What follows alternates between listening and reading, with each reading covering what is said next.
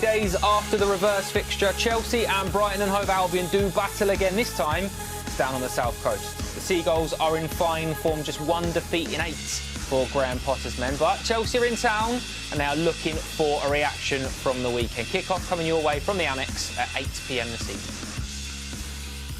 Hello and welcome to Matchday Live. Yeah, down on the south coast tonight. Should be good. Premier League action back coming your way right here on the Fifth Stand-Up, so make sure you stick around for it. And I'm in the company, 2 match winners of our own, Zach and Dan. Boys, you good?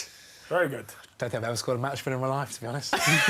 So maybe one day. I get plenty. Dan's chipping in for the free. It's fine. How you feeling about tonight, mate? Yeah, good. I think we left the studio a little bit annoyed after the last time we played Brighton. Brighton were really, really good. They deserved a result. But it was one of those games where we felt like Chelsea needed to be getting 3 points. And so hopefully today we do. Yeah, we're going to come on to that reverse fixture in a minute, Dan, but in terms of a reaction, that's what Thomas Tuchel will be looking for tonight, won't he? Yeah, he'll be looking for the players to lick their wounds and go again. You know, we've played some difficult teams recently, so you're never going to pick up 3 points everywhere you go. But it's important that we get back in a positive rhythm today. It feels strange that we're playing the reverse fixture less than 3 weeks on, but we are, and let's just have a look at that, because obviously the 1-1 draw, it was a really good game of football, and I think there's a lot of Chelsea fans, even us three in the studio, probably 3 of the most biased Chelsea fans, rightly so, but in terms of, you couldn't begrudge Brighton a point on the night. No, not at all. I mean, we started well from a corner. Set pieces this season we've been fantastic at. Mason Mount's delivery's been brilliant. We've also had a few others. Ben Chilwell, before he was injured, was doing pretty well too. Romelu does what Romelu does here. You know, beats his man, gets it into the back of the net with his header. We were a little bit unfortunate later on going into the match. I think there is a penalty shout that we'll probably see in a minute. There's also hudson-odoi as well, going down the right wing, where the ball kind of goes between the defender's legs, then hits his hand. Pulisic here does really, really well. And if you get this, it's a completely different game. Brighton are 2-0 down. It's very difficult to come back at Stamford Bridge. It's not easy. But, I mean, VAR was on our side this day. And I think if you see this replay here... It's a pen, yeah, it's a pen. It's one of those games as well, Dan, isn't it? Like Zach was saying there, it could quite comfortably and quite easily come away 3-1 winners on the night, and probably would have been quite unjust to Brighton because they got a point that they were deserving on. They're very good football inside. Yeah, now that I'm no longer mad at the result, I'm happy to say that they were good for that draw. You know, I think they created enough problems for us to really merit taking a point. But, you know, when things don't go for you and you don't get that second goal and you don't put the game to bed, you always leave yourself open to these kind of results. And football's one of those sports that can kick you in the teeth if you're, you know, the moment you're not looking. It is the criticism of Chelsea recently from the outside has been that we don't put games to bed. You know, we don't. Once we go 1 up, when Lukaku gets that goal, you don't go and get 2 and 3. I mean, let's be brutally honest. We probably should have had 2 and 3 if decisions go away on the night. That's not an excuse to hide behind, but there's enough contributing factors that say that's one of those games where it could quite comfortably have been a different story. And then maybe you're talking about it a little bit different in terms of the narrative. I think with a game like that where Brighton deserved the draw, you can't really come away and be that annoyed about decisions not going your way, because at the end of the day, you didn't dominate that football match. And Chelsea have had probably worse results, where Everton comes to mind, where we did dominate the game and we weren't taking our chances. And last season under Tuchel, we were fantastic. Even if we were 1-0 up, we were great at shutting up shop and making sure no goals were conceded. This season has been a bit unfortunate with injuries. I mean, we've lost our right wing back, we've lost our left wing back, we've had defenders out as well, so you can't have that consistency there, which means we are probably conceding a few more than we'd like to be. And maybe last season, that game, we don't concede in the 90th minute, we're a bit more focused, whatever it may be.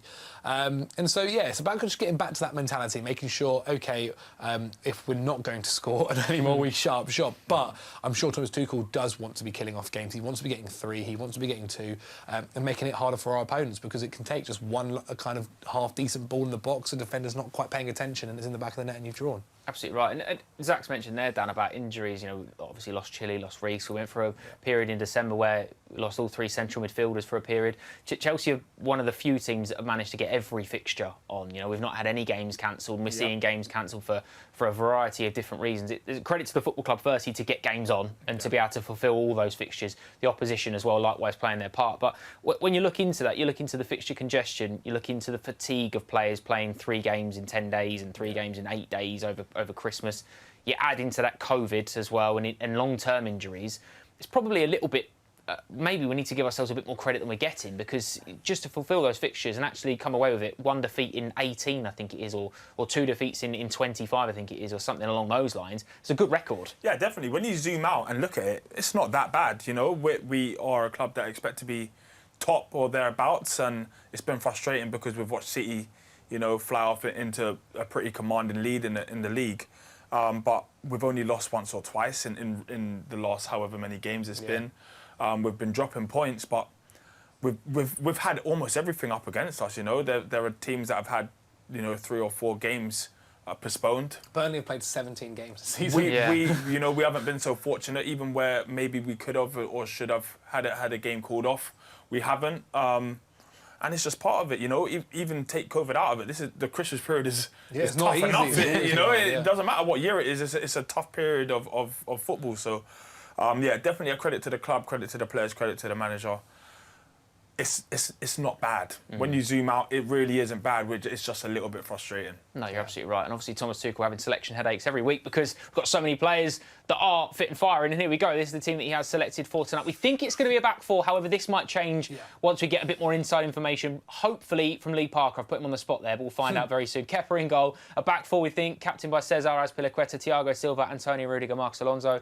A 2 of N'Golo Kanté and Jorginho, Mason Mount, Hakim Ziyech, Callum Hudson-Odoi and Romelu Lukaku. Again, we think potentially Callum could be a right wing back. It could be a 3 at the back with Azpi as a third centre half. We are going to find out. Maybe it might take until the first ball is kicked, but we'll find out very soon, hopefully, because we are joined by the brilliant Lee Parker. Lee, I'm putting a lot of pressure on you there, mate, and asking you questions that I have no idea if you got the answer to. And if not, I do apologise. But how are we lining up tonight, mate? No pressure then, yeah? Cheers. Welcome to the South Coast, by the way. I've got a feeling it's going to be 3 at the back. I was just speaking to somebody behind the scenes and they said, you'll have to wait and see. Someone gave us like a little knowing wink. So, I mean, look, the thing is, there are options. I think you've alluded to it there, Joe. I mean, it could be Azpi, Silva and Rudiger as your back 3 with Hudson-Odoi right wing back, Alonso on the left, Jorginho, Kanté in the middle with Ziyech and Mount behind Lukaku. But isn't it a nice problem to have all of a sudden, once again, that he's got options, and you look at the strength in depth on that bench as well. A few weeks ago, we're thinking, my goodness, are we going to get a squad together here? But now, there are options there. It's a nice problem to have. Oh, absolutely, mate. And we were just discussing it there. You know, not to make a trivial point, but there are teams, like Zach already pointed out, Burnley have played 17 league games, I think it is, not in Champions League, not in the Carabao Cup semi-final, etc. You know, we've fulfilled, I think it's 12 fixtures in the space of period they've played, I think 3 or 4. Like, the pressure on Chelsea to continue, then to be able to field a team like this with all the obvious issues surrounding selections at the moment is such a credit to the medical staff and the team that... Here he is. It's such a credit to the team and those involved around you, of course. What a boy. Yeah, exactly. The kit men love it, don't they? Thanks, Ricky. No, all good. We love it. And here come the goalkeepers as well. I'm going to turn around so you can see them coming up in a second as well. There they go. There he is. So, getting everything today. Go to the changing room. It's a dangerous spot to be in.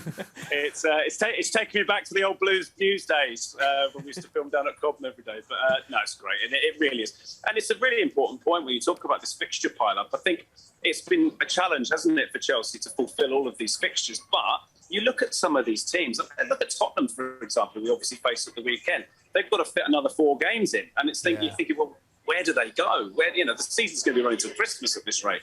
And if Spurs do win all of their games in hand, well, they go above us. So let's hope that's not the case. But all Thomas Tuchel and his players want to do is focus on, it's a cliche thing, isn't it? One game at a time.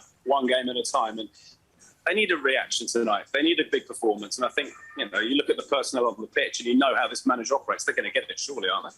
This might backfire, Lee, but having seen Tottenham twice in the last 10 days, they're not winning all 4 games, I can tell you that for sure.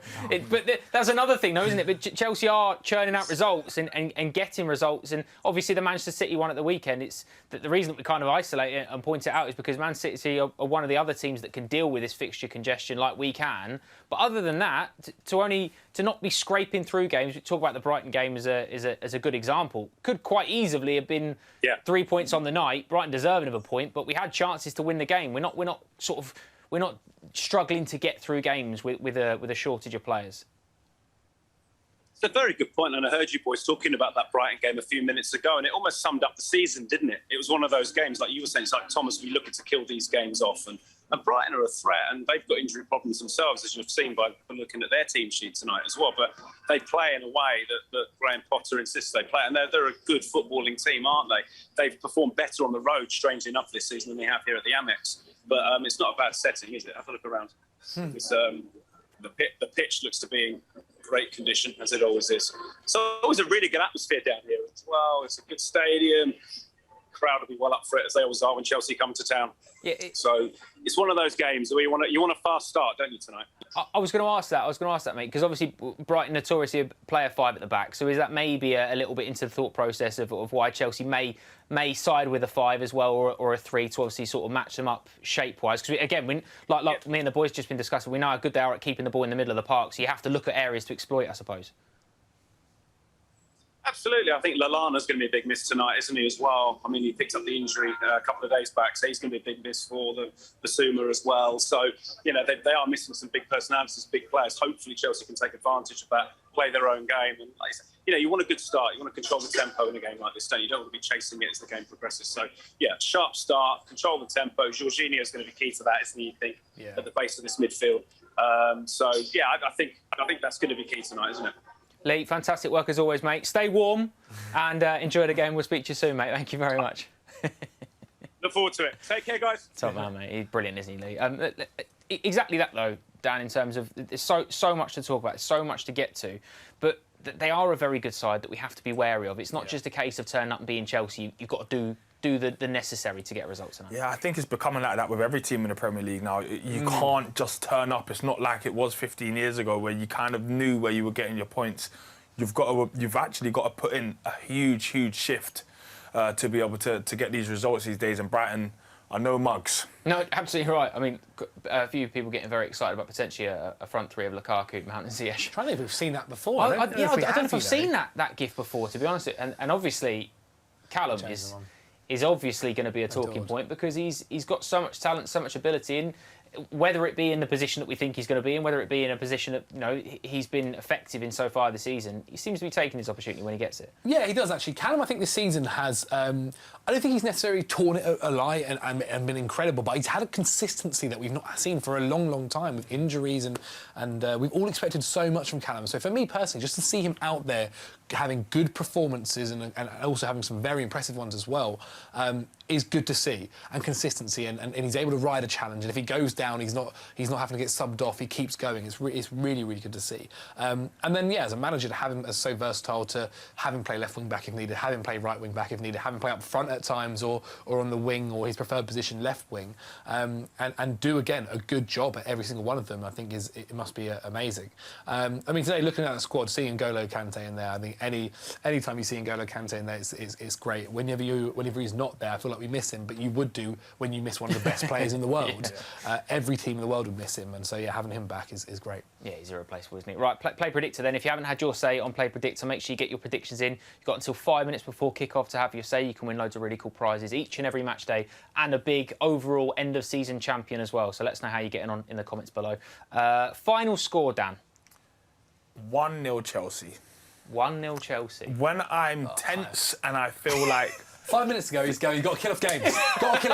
Make sure we kill off games. The theme at the moment is that we're not killing them off. Yeah, true. Keep a clean sheet. I think we dominate-ish. I think we get the goal. I think we hang on and we get a 1-0 win. All right, I'm going to double that up and ask you straight away, then what's your time for that first goal? And only goal. 17. 17. I'll take fairly early. Okay, so he's gone 17 minutes, 1-0. Zach, first goal scorer. First goal scorer, kind of forgotten what I said earlier, so I'll now go with You said Mason, Mason Mount. Why not? I think I'll go Mason Mount every single time. I mean, he's doing pretty well this season, so sure. And again, we saw Lukaku score the goal against Brighton from a corner. So how many corners do you think Chelsea get tonight? 9. 9 corners. Okay, there's our predictions. Probably pay no attention to them whatsoever. We've not got a great record between the three of us, I'm not going to lie. Make your predictions. 5 minutes until before kick-off. You've got to get those in. Time now for the social.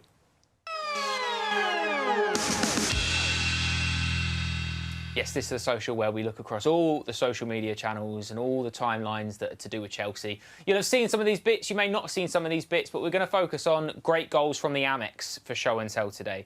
Now, this was difficult, shall we say. Been a few. I'm going to go first because this is the one that straight away popped into my mind, the most recent one as well.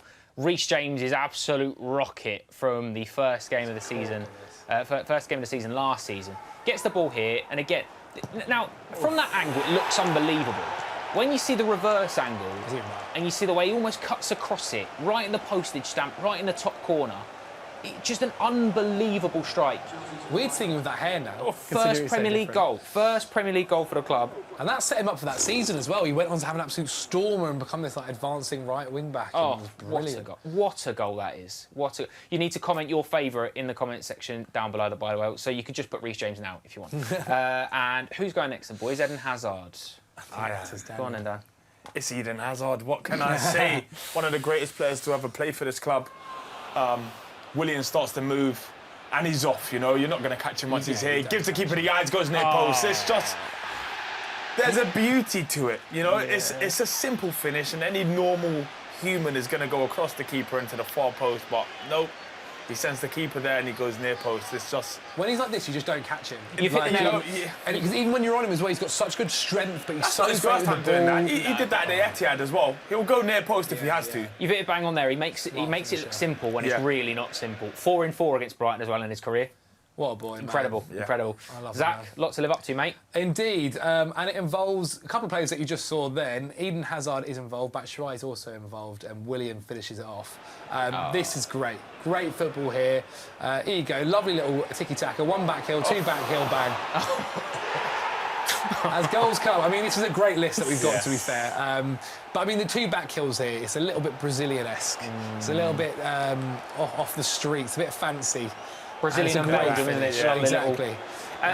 Although I'm not going to discount it. It did win Goal of the Month in January 2018, so it's already won something. So maybe you don't need to win that tonight. It can win more. Make sure you use the comment, Willian. It's an unbelievable goal. Unbelievable goal. And also, Willian had the same boots on that Reece James did. Reece James was wearing some classics. I've just clocked that. Yeah, I've just got across it the same way as well. Yeah. So. There's a little bit on that, I think. A little bit on that. Yeah. Obviously, have your say. Let us know which is your favourite in the comment section down below. Time for trending, all the biggest trending topics of the week. And, of course, there was one that kind of led the way, which was state of the season in terms of we know what's going on. We know what's happening. Everything's happening at the moment. Defeat to Manchester City at the weekend. Manchester City will do this to teams. Like, they are a fantastic side. And, again, he learnt this at Cobham, clearly. It's a great goal, Dan. It's a great goal. It's a very good goal. It's the kind of goal that he seems to score against us in a 1-0. You know, he did a similar... He's scored a few It's what he does, you know. It's almost as if he punishes us for letting him go. He's unlucky there as well, Kanté. Kanté tries to bring him down as well, and it just gets away. Well, I mean, on the whole, it was a game that... I mean, we weren't poor. No, absolutely not. I would say City deserved to win it, and it's one of those goals that wins a 1-0 game. So where do we see us now? What are the ambitions? What are the aims for the rest of the season then? Do you think? If I'm being honest, I think the title is in City's it's City's to lose now. But what we've got to do is make sure we put as much pressure as possible on them. City could go through something themselves. They could have a COVID outbreak. They could have whatever. They could go through some poor results. They could get an injury, which means then we could catch up towards them. It's a great point. Exactly what you're saying there, Zach, from Chetan, which is, as a Chelsea fan, my expectation after midway through the season, winning the FA Cup or League Cup or both. Obviously, in the final of the Carabao Cup already, into the fourth round against Plymouth in the FA Cup, win the Club World Cup, 2 games to win that tournament next month. Finish runners-up with less than 10 points difference in the Premier League. Again, absolutely doable. At least reach the semis of the UEFA Champions League. We've got Lille in the next in the next round. Have Rudiger, Aspi, and Silva sign contract extensions. I think all of those, as Chelsea fans, I think if you're looking at a tick list, I mean, it's more than achievable, all of that, isn't it? It's certainly not something that you look at as a bit of a miles away. I think they're realistic ambitions for the rest of the season. Well, we're in the positions for it. We're in the final of the League Cup. We're still in the FA Cup. We're in the Champions League next round. And so, yeah, I mean, we've got the squad to kind of deal with it. We've got the players to go all the way. We've got quality all there. So, yeah, I think that's quite reasonable. It's just down to us, really. Like, it's up to us to make this season what we want it to be. Like, it's not that we're having to rely on anybody else to do that. So hopefully, fingers crossed, it goes well. And let's be honest as well, Dan. You know, we're in a position still at the moment that we're in January, and we could be looking at the most successful season in Chelsea's history. You know, we've won the Super Cup already. Yep. We could still go on and win the Champions League, in the FA Cup, in the Carabao Cup final, and the Club World Cup. We could finish the season with 5 trophies. I'm expecting a cup quadruple. I really am. I'm expecting us to win the League Cup. I said it a few weeks ago, the Champions League. I just got a feeling. I just have a feeling, you know. City have run off. We will hit another patch of the season where we are unplayable. I'm just hoping that is around the time where we're approaching semi-finals of Champions Leagues. And players look, coming back from injury. I think on our day we are unplayable, and we've had a little bad patch, but they don't last forever. And I've just got a feeling. I don't know what it is. It's the same one I had last season. Yeah. But I've just got a feeling that we'll go very deep in all of these competitions. Well, Tuchel's exceptional as well in knockout football. Like the way he thinks about 2 legs is really, really impressive. I mean, just look at the Champions League run last year. Yeah, you're absolutely right. I mean, there's more social media reaction coming into this over the last couple of days. This is a really nice one from Chris. Although Chelsea are competing for more trophies than ever this season, never take silverware for granted. The League Cup has given us great memories at Wembley and the Millennium Stadium over the years. Of course, it's not a priority, but a trophy we most definitely can win. It's a really good point because for a lot of people, a lot of managers as well, Thomas Tuchel's certainly not in that camp, but a lot of managers come in and they kind of disrespect the League Cup, the Carabao Cup as like a secondary competition. It's the one that they use to kind of get players back fit or etc. The only manager really that I can think of in the last 5 or 6 years that's taken it seriously has been Pep Guardiola, where he's pretty much, other than the goalkeeper, he's still at a full-strength side in every round. That winning habit, Dan, is important because it starts a trend, and these players, a lot of them have got Champions League winners' medals. They want to add to that. Silverware. At the end of the day, you know, it's you want to win. It feels the same. Obviously, Champions League is the holy grail of football, but you know, making it to a cup final and winning it is no small feat. You're in the record books. You're an immortal in that competition. So it's I don't think clubs should go into competitions thinking, oh, we don't care about that. You know, it's everything to win a trophy, and lots of players never win trophies, and lots of managers never win them either. So you should be throwing everything at it. You're judged on it at Chelsea. You know, let's be frank about it. You're judged on success. You're judged on honours and silverware, etc. The Club World Cup's an interesting one as well because I suppose in the same way there's a Carabao Cup, some people devalue it slightly. South America, the Club World Cup is as important as winning the Copa Libertadores. Like, it's such a big achievement for them. So in this European sort of market, we've never won this competition. We could finish this season winning a trophy that we've never won before. We won the Super Cup already, again, which we hadn't won for 2 decades or whatever, off the back of Champions League winning season. There's a lot of silverware still to win, and Chelsea are probably front runners for a lot of those as well. Yeah, for sure. I mean, as a player and a manager, you never go into a competition thinking, I don't mind if we got knocked out of this one. Like, I don't mind if we lose this game. Like, never. You always want to get to the final. You always want to win a trophy. You always want to come out of that season and be, yes, we got 3 trophies this season. Doesn't matter if it's the League Cup, the FA Cup, whatever it is. Like, it's about winning silverware. That's why you play football, to be successful. That's why you play at the top of the game, to make sure you win trophies. And you said the Club World Cup's something that Chelsea have never won before. These players, as Dan said, can be writing their names in history books. You only get there by beating the elite of... You've beaten all the Europe's elite last season. Now you've got to beat the rest of the world, and to do that is some achievement. So yeah, I think Chelsea have got to take every single one of them seriously, and they have been, as we've seen by making to the final of the League Cup, by progressing in the FA Cup. We played we played Romelu Lukaku against Chesterfield, a non-league team. I mean, if that's not respectful, that's not taking your opposition and the competition you're in seriously enough, I don't know what is. No, you're absolutely right, mate. Couldn't agree more. Really couldn't agree more. Obviously, when Lee Parker heard that he was getting sent down to the seaside, he was buzzing. I didn't tell him it was freezing cold, and earlier this afternoon in mid-January. So here we are in Brighton, home to the music of Quadrophenia and Fatboy Slim. We'll come back to that in a moment. For now, though, let's focus on the football as Thomas Tuchel prepares his side for what is incredibly the 36th game in all competitions so far this season. It means we're on course for a total of 65 if all goes to plan, and let's hope that it does. However, that total wouldn't surpass the 69 games that we played in that amazing 2012-2013 season, culminating in the Europa League final. Conversely, Graham Potter and Brighton preparing for what is their 25th 8th game so far this season. Well, Thomas Tuchel hoping and expecting an immediate response following that defeat to Manchester City at the weekend. He knows, though, it will not be easy against this Brighton side, as we found out to our cost just a couple of weeks ago at the Bridge. However, it has to be said the Seagulls tend to be more prolific when they fly the nest rather than playing at home here at the Amex, where they've won just the 3 games so far this season, scoring a total of 11 goals. However, they do enjoy a late strike, don't they, as we found out courtesy of Danny Welbeck on December the 29th. Well, the atmosphere here at the Amex, if I let you have a quick look around, quiet at the moment, won't be this way come kick-off. The atmosphere here tends to be fantastic. The capacity just under 32,000 here on the south coast. However, it tends to be a chilly one down here at Brighton with that sea breeze coming in across the channel. A win here tonight, though, well, that'll help to keep the Chelsea faithful warm, won't it? And it will see us leapfrog Liverpool back into second place in the Premier League table. If they can do that, then Thomas Tuchel, I will have to praise you like I should. See, I told you we'd get back to Fat Boy Slim. Sensational from Lee Parker, superb. Yeah, quite a lot of, like you said, 32,000 inside the Amex tonight, Brighton and Hove Albion. They're a very good side. They're a very good side. Like, I don't think that should be overstated because it's said, you know, as a kind of off-the-cuff comment, quite a lot about teams, but they are a good side. They're a good side that keep the ball well, that we saw possession-wise when they come to the Bridge not so long ago.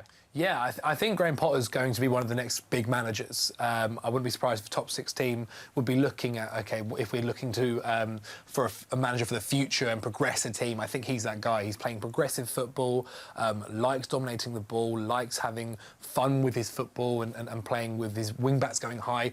He's got Tarek Lamptey and Cucurella playing fantastically. He's got Bissouma, who they're missing today. I think it's going to be a huge miss for them.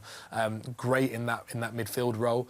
And so considering, you know, a team that doesn't have a huge budget and doesn't have money coming out of their ears, like, he's done fantastic for them. And if any top club was looking around, like, he's probably one of the top of the list. We've already seen him linked to the likes of Everton and Spurs. Well, that's exactly it. You know, we know that he's being coveted by a couple of teams. In fact, there's a good tweet about Graham Potter here, talking about exactly that. Sacks manager every Premier League club. That's good, Dan. It's a very good reference, very good Harry Potter reference. But just on that, Dan, because like Zach said, he has his team playing good football. You can see why it'd be an attractive proposition for a club to look at, because he's a young manager. He doesn't come in with a huge amount of sort of baggage, as it were. Did a great job at Swansea. He was at Östersunds before that, wasn't he? And then he's got a very good record, and it seems to be growing and stepping up as well. I think it's also about his team's performances against the top 6, because he's brave, you know. He doesn't sit back. He wants to play you at whatever brand of football you fancy, and he'll give it a go. And the team, every time, even if they do get beat, they get beat by very fine margins. They're always at the races. It's always a real tough fixture. The players, you know, bomb on. They're brave with the positions that they find themselves in. You know, you wouldn't actually expect football like that from Brighton on paper. You'd expect them to be a little bit more respectful of a Chelsea or a Man City or a Liverpool, but they play you at your own game. What is successful in this season then? Because they're 9th in the league at the moment. What is a successful season for Brighton? I'm not sure if any silverware is going to be success for them. That would be a real big plus. But I think anywhere inside the top 8 is big, considering the top 6 is a real top 6, and anyone that gets near to it is doing a very, very good job. So for Brighton, I think even top half of the table, I think, is an achievement. Again, it's not an outrageous statement to say they could be playing European football. We've seen Burnley do it in recent years. Wolves as well are going well this season. But there's always a team that usually West Ham are obviously, Leicester as well. There are teams in and around them that, you know, you could make every case to say in the stretch that they're as well equipped as the others to go the distance. Yeah, I mean, the Premier League other teams that aren't the top 6 have progressed so much recently over the past couple of years. They've all been playing great football and attractive football, and there's no game, as Dan said earlier, that you can go into and think, no, this team should fairly beat them, or this team should, you know, score 4 or 5 here, because if you go into that mentality, they'll beat you. And Brighton have been one of those teams. They've spent really, really well. They've got a great board behind them. They've spent really wisely. They don't have, as you mentioned earlier, they can't go and spend £50 million on one player. They have to use it smartly and maybe use that 50 on 2 or 3 and make smart purchases. Getting Carrick Lamptey from Chelsea is so smart. Getting Cucurella out of Spain, so smart. And these find these kind of hidden gems who they know, realistically, if they go on to do what they expect them to do, they're probably not going to keep hold of. But they can make a good profit on them and kind of go again from square one. They seemingly seem to be doing that. That's probably one of the biggest compliments you can pay Brighton, is that Graham Potter's linked with everywhere. Yves Bissouma is probably at the top of a lot of people's shopping list. Alexis McAllister looks unbelievable in that 10 position. Lamptey, you know, even sort of Lewis Dunk as well at centre-half. People are always sort of touting him. Cucurella is another one. They've got a lot of players and a lot of staff members that people look at as they'd be really good at our team, etc. So that's probably the biggest compliment you can pay them, is that other teams want what they've got. Yeah, like Zach said, good recruitment from the manager to academy players to the players that they're bringing in. They all seem very fit for purpose and that they've come in to do a real job and not make up the numbers. So it's important for Brighton, obviously, to try and keep that squad together and keep everyone in the same batch. But you know, when the big boys come calling for players, sometimes it's very hard to keep on to them. No, you're absolutely right. Right, boys, it's time for the quiz, OK? So, obviously, Rob Green's birthday today. Happy birthday, Rob, if you're watching. Fondly remembered for this special moment, of course.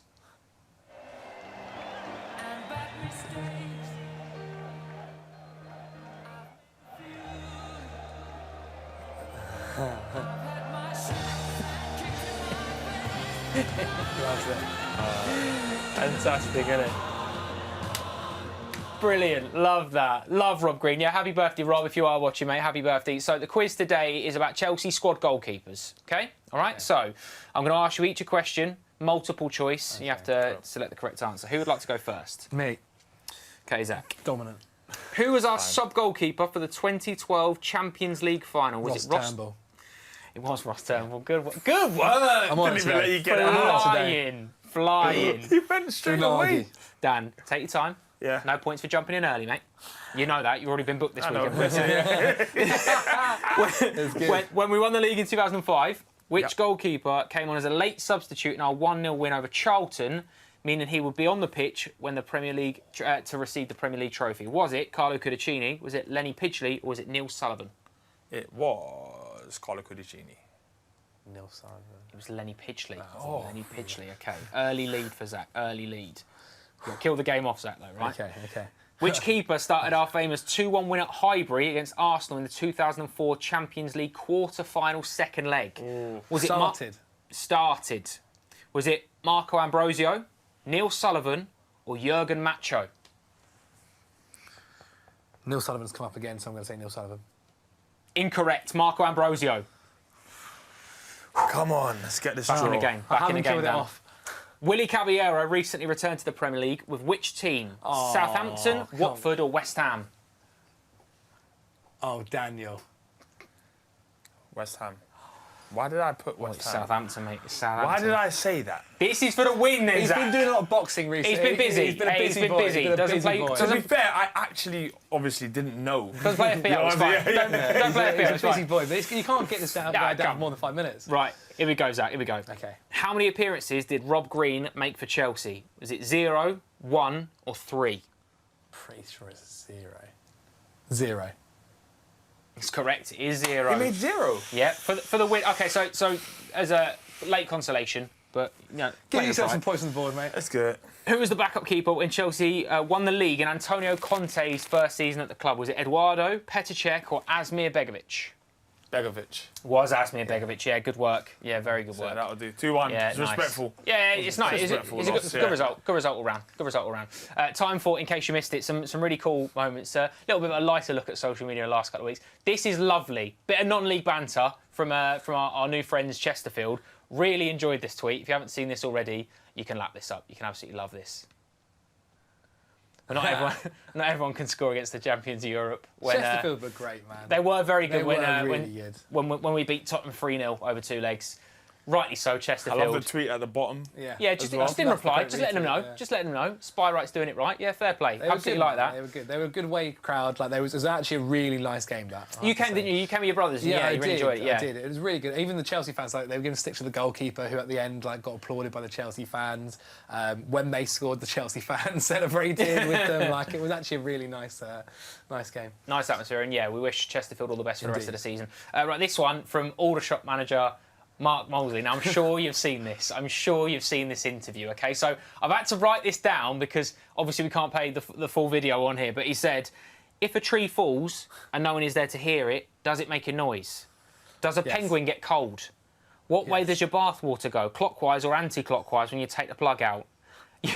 You know, these are the questions that are going to be asked of us, and these are the questions we need answers to. We're always looking for solutions, and we need to solve the equation sometimes. Sam's had a lovely haircut. It's started to grow out now. Coops is here, working silently away. Robbie's over there, the first time he's been quiet today. Terry's brought in a briefcase. He's got 4 Japanese talking dogs in there. This is what we'll work with, and we'll continue to work hard. How did he do that off the top of his head? I've no idea what any of that means. But, Mark, we absolutely love it. Everybody's loving that, and this has been all over social media. Yeah, it's no words. No words for it. It's physiological. Philosophical. That's the one. Philosophical. That's the one. It's deep. I mean, it made more sense when you told me in the end that it wasn't actually the interview. It was him preparing for the interview. Yeah. He was taking the mick. Yeah, Very Brentish. It was very good, wasn't it? And I'm certain that is not the last interview we're going to see of Mark. Absolutely not. Obviously, last night was a big night as well, wasn't it? A lot to check out on here. Chelsea big winners on the night at the FIFA Best Awards. This is really cool. Obviously, from Zecira Musovic, obviously our goalkeeper for the Chelsea women's team. Mendy best goalkeeper, Hayes best women's coach, Tuchel best men's coach, Eriksson and Bright named in women's World 11, Kanté and Jorginho named in men's World 11. I mean, Blue Monday, right? Absolutely spot on because it was supposed to be Blue Monday yesterday, and it was in every sense of the word, Dan. Yeah, look, that goes to show what kind of season Chelsea as a football club have had. You know, we're high achievers. Individually, as a club, just across absolutely everything. You know, that doesn't even mention the academy, but we are, you know, a massive club doing very, very big things, and it's an honour right now to be a Chelsea fan. Absolutely right, mate. A month on from all the brilliant Ballon d'Or finishes as well. Yeah, Chelsea absolutely ruling at the moment. Right then, time for the warm up.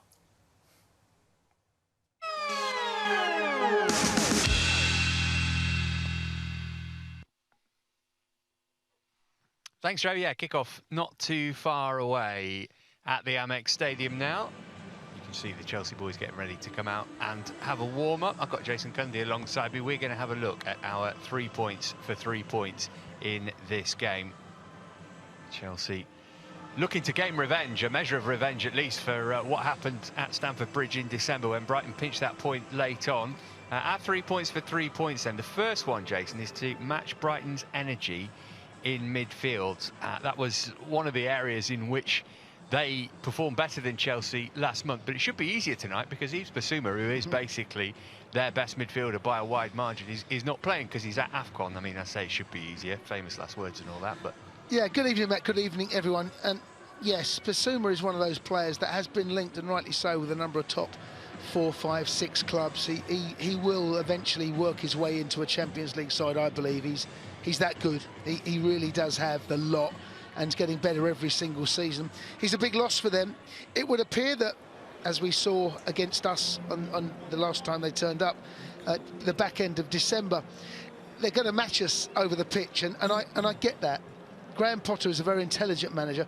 He tends to play 4 at the back, has done recently, but he's gone back to a 3, and I get that the reason, because what you want to try and do, if you match up players all over the pitch, it becomes individual battles.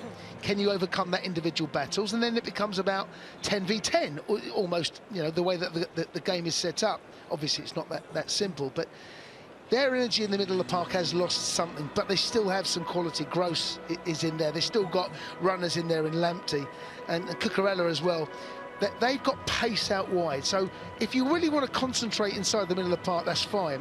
But let me tell you now, where I see the matchups, really do see the matchups, is going to be Lamptey and Cucurella up against what it would appear Alonso and Hudson-Odoi. That's the area that I feel is going to be in the midfield that we could really look to dominate. If they dominate those areas, then we've got 1 or 2 problems. But Jorginho now, it's down to you. Control that ball, keep possession. When we get hold of it, don't give it away easily. Do you think Jorginho starts if Bissouma's there, or does that give a bit more licence to say, well, Gross, Alzate's a pretty energetic player, but Gross is all about assisting, isn't he? Yeah. What a difficult question that is to answer, because when you go up against a team and you know they have a weakness, for example, they know Chilwell and James aren't playing, because let me tell you, if those 2 players were playing, the conversation I just had with you a second ago would not be taking place. It was about how do they deal with us as opposed to the other way around. Look, there's all sorts going on, whether it be COVID, AFCON, whether it'll be injuries or whatever it is. The team today is the team today, and look, we've got Jorginho and Kanté. On their day, they can be the 2 best midfielders in the country, whether it be winning the ball back and keeping possession. If they do that well, we should go on and dominate possession and do well. But I look back to the game on the 27th, I think it was, of December. For an hour, they were the better side, Matt. Well, point 2 is about being more clinical in front of goal. Now, this is something that has been a theme throughout the season. You've only got to look at Chelsea's results and see all those Ds that could easily have been Ws to get the point of this one. You look at the Chelsea team today, Jorginho's the top goal scorer in it. 9 goals have all been penalties, and you've got Lukaku and Mount 8 and 7 apiece. It's the easiest question to ask in world football, isn't it? How do you get more out of Romelu Lukaku at the moment? But what you want him to do is convert the kind of chances that he got at the start of the second half on Saturday. Well, we had this as a point for 3 points on Saturday, and rightly so, because against City, those chances are few and far between. And when they do come, and not necessarily chances, half chances, opportunities. The pass from Ziyech early in that first half, where if he lends it into Lukaku and fades it, which he's capable of doing, it puts Lukaku in. Lukaku on the edge of the box once he turns stones. Is he going to pick out the right pass? We had Alonso to his left. He could have shot. In the end, I think it was Ziyech or Pulisic, one of them that he eventually passes to, who's offside. And then, of course, there's the chance that he had early in that second half, that if he takes, we take the lead, the game's very different. So it's not necessarily about being clinical with chances, it's about being clinical with opportunities and possession in really good areas. Now, it looks as though Chelsea are going 3-4-3 here, so essentially it's going to be 2 of the same formations. Might there need to be a little bit of adaptation within that to stop the 2 teams cancelling each other out? Yeah, I kind of brushed over that a little bit in the first point, but they've matched us up, and they will take a point again. You said they pinched a point. They deserved a point. The only surprising part about that game at late December was they scored so late on, because they were absolutely good for a point. They were worthy of it. No complaints from my part at all. They were really good on the night and deserved something out of the game. If they play to the level they did on that night, tonight, we're in trouble. We've got a lot of improving to do, because they're a good team with a good manager. Individually, are they better than us? No, of course they're not. It's about getting those individual battles. If we can get those individual battles won, then we should go on and have the lion's share of this game. But football's not about that. Kick-off fast approaching. We've got the teams. We know that Kepa's between the posts again tonight. Let's have a little look at Chelsea's number 1 for the next few weeks at least. Kepa's role in the first team will continue as long as Mendy is in the AFCON. He's done very well. We spoke about a couple of weeks ago, but his game really has improved in terms of coming off his line and staying big. Have a look at him here, top of the screen. Stays big, comes off his line really sharp, but he's difficult to get round. Doesn't make the striker's mind up for him because he stays big. Come on, beat me. That's basically what he's saying. Again, off his line sharp, has to come out to narrow the angle. Look where the goal is. He has to come off, narrow his angle, stays big, gets his angles absolutely right. Brilliant one-arm save. Slightly different this occasion, because the angle is really narrow. The defender hasn't got to come off his line, can stay big and tall. And when you do that, you make the attacker's mind up for him if you go to ground. Brilliant decision on this occasion, sharp off his line, I've got no idea what Atkinson has given the penalty on this occasion. It's a clean challenge, brilliant tackle. Let me tell you now, if any one of our centre-halves had done that, he'd be very proud of it. It's a big, bold decision. You've got to get it right. But because he's off his line sharp, he gets there. And at the weekend, exactly the same again. Goes to ground this time because he knows he has to. But certainly, Kepa's game has definitely improved. Pressure on anybody with the number 1 on their back for Chelsea Football Club, but particularly for that man, given that he is the world's most expensive goalkeeper. I just wonder if actually this is a good situation for him, because obviously his time as Chelsea's number 1, particularly toward the end of Frank Lampard's time, was scrutinised heavily, and now he's not coming into the team because he's ousted Edouard Mendy. He's essentially probably quite aware that when Mendy comes back, he'll go back to being first choice. That means that there is less pressure on him in this environment than there was previously. Now. You know, I thought the Zenit game, Mendy was still here, and it was still a big game for us. But the fact that Tuchel put him in that game tells me that he was preparing him for this. He knew it was coming. I didn't want to throw you in cold. I'm going to give you a big game. And he was excellent on the night, and you know, ultimately couldn't do much about the goals that went past him. Parts of his game are still, for me, below what Mendy can deliver. There was a pass out that led to an opportunity. It was the offside goal that Kane scored away at Spurs, where it's a pass into Jorginho. Jorginho doesn't necessarily want it. I think what you got now is that a goalkeeper that isn't necessarily used to playing in that back 3, 4, 5, whatever it might be. Jorginho can offer himself. When you offer yourself, what you're doing, you're dragging someone with you. So is the pass behind you on? Can that ball be clicked over Jorginho? Don't necessarily want it. Sometimes when you offer support, it's there to detract away from the ball. And it's up to the keeper to make those decisions. That's his job. The goal at the weekend, I felt a little bit sorry for him because it's a brilliant goal, and once De Bruyne gets into that area, he's only looking to bend it into that side, and he's used the players in front of him. Unfortunately for Kepa, his weight is literally, as the ball has left De Bruyne's foot, it's gone through his right foot, and he can't react because he's not planted.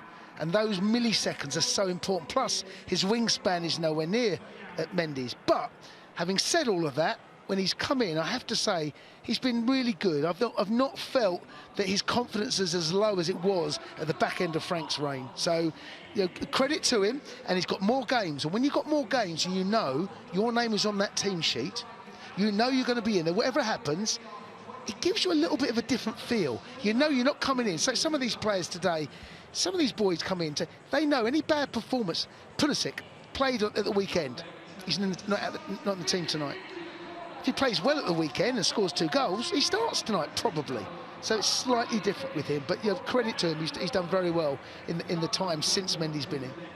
Let's have a look at somebody who does come back into the team tonight then, and that is Mason Mount. 7 goals this season. They've all come in the Premier League. He is the youngest Chelsea player to ever reach 7 goals. To ever reach 20 goals in the Premier League. And eyebrows are raised all over the country, I think, when the team came out for City and he wasn't in it, because he is one of Chelsea's big game players.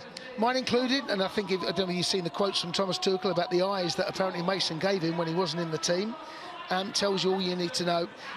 I felt Mason wasn't brilliant against Spurs, but I feel that Mace gives us something, and against a team like City, who aren't going to sit off like Spurs did, I think you need a little bit more of energy up there, and he gives you that. He's had a rest, and the team, every Chelsea team for me, in it, when Mace is there, it's the better team.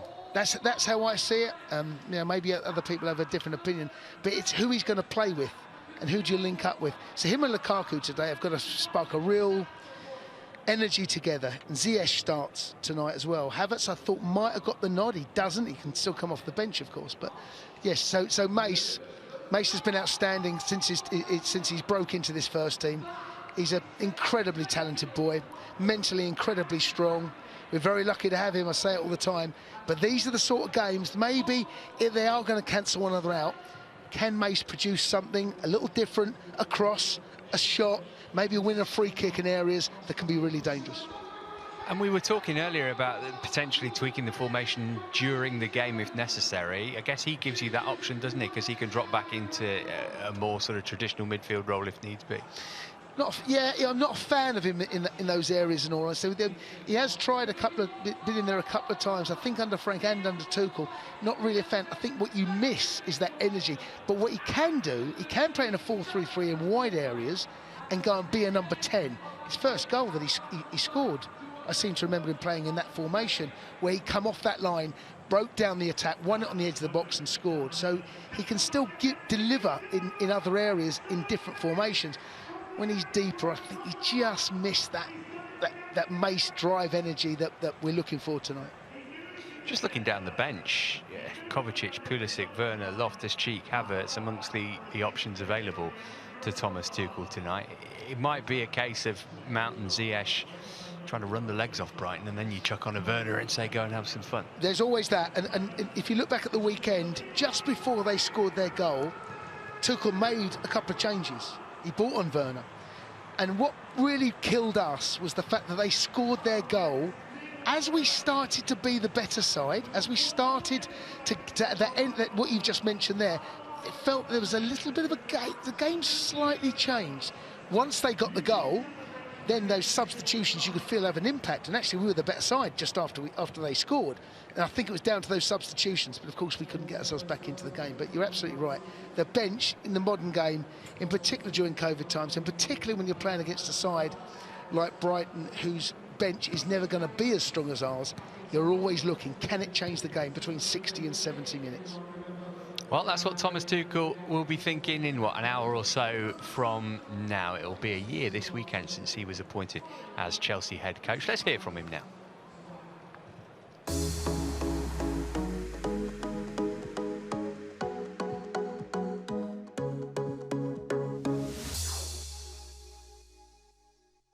We saw again midweek how the Chelsea supporters see Thiago Silva as a Chelsea legend already.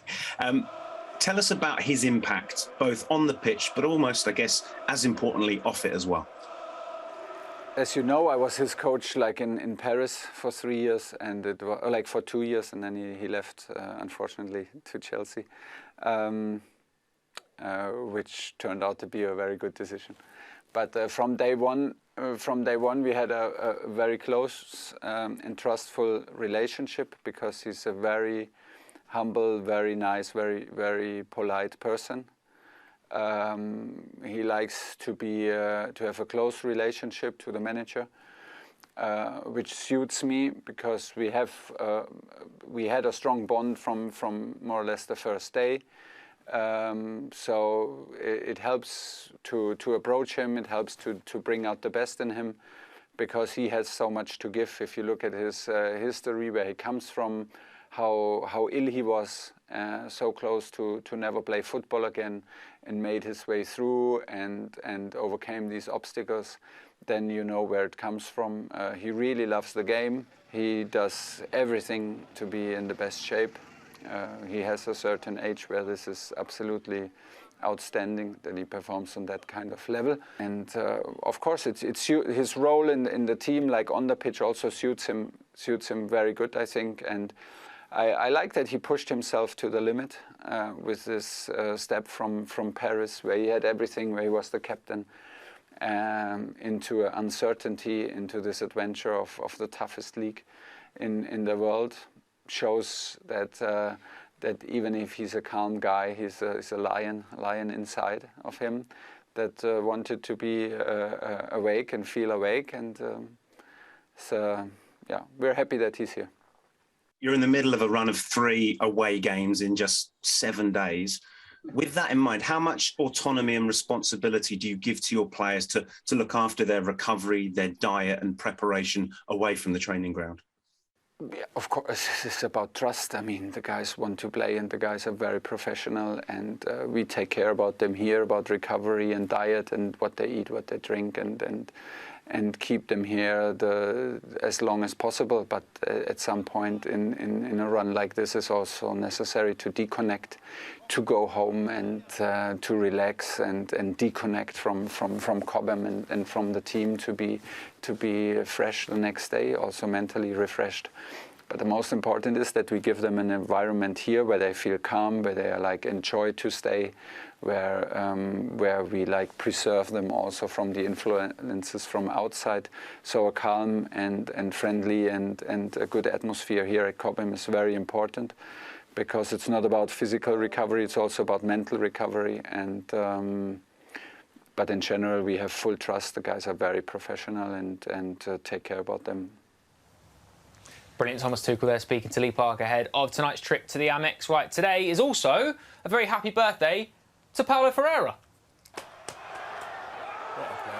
What a player. Here he is. What a player.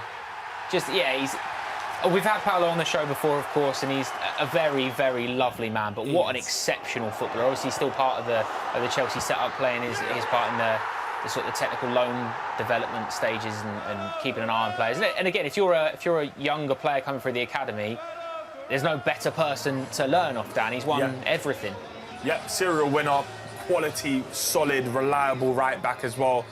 They don't make them like that anymore. Like a full-blown right back, you know, just dedicated to the cause. It's quite rare that you get them. We're blessed with them at this club, but trust me, they're in short supply. Absolutely. Champions League winner, of course. He was exceptional at the club. One of Jose Mourinho's sort of first signings as well, and became such an imperative part of this football club going on and becoming an elite force. And yeah, still playing his part here, still highly thought of behind the scenes here at Chelsea. But we've been so blessed in terms of right backs over the years. I mean, I had to write a couple down because not only Paulo, but Branislav Ivanovic, and obviously now we've got Cesar Azpilicueta, Reece James, players that are coming through the academy, like Tino Livramento and Lamptey, probably looking at players like Paulo as inspiration. Everyone gets their time as well. Like Paulo played for a good amount of time. Ivanovic a dominant position for ages. Aspi's been dominating position for ages.